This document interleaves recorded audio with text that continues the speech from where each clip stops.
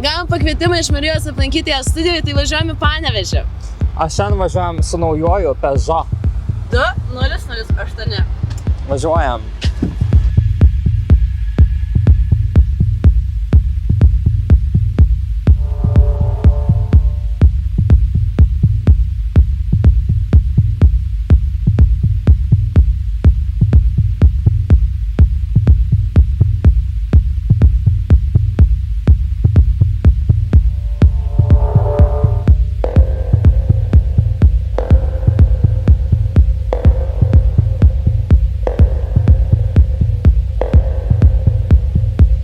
Šita kolekcija yra apie ateitį. Tai yra nauja lietuvių gentis.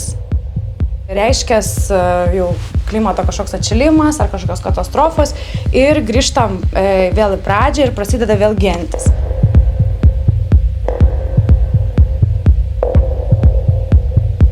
Ir čia yra tokia futuristinė lietuvių gentis, kuria inspiruota tokių ikoninių motyvų. Tai pakalnutės gėlės, ąžuolai, žalčiai, saulė, mėnulis. Tai tokie jie atsiskleis pačiuose modeliuose, kaip per faktūras, per kirpimus. Tai bus taip, aš labai noriu taip perpinti per savo estetiką, kad tai nebūtų labai tiesiogiai, bet kad žmogui būtų įdomu pasižiūrėti ir tą lietuviškumą truputį kitaip. Iškart, kai pradėjau jau daryti tą visą researchą, aš supratau, kad be papuošalų niekaip.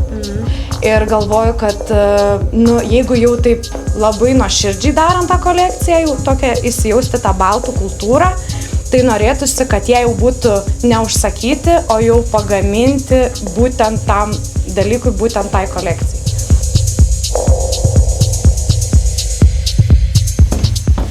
Ačiū, kad atvykot ir lauksiu jūsų mados infekcijoje gegužės 18 dieną.